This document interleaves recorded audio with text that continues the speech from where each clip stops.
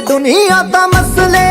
ਹੀ ਪਾਲਦੀ ਕਿ ਮਾੜੀ ਨਹੀਂ ਗੱਲ ਵੀ ਉਛਾਲਦੀ ਉਤਾਰ ਦਿੰਦੀ ਖੱਲ ਵੀ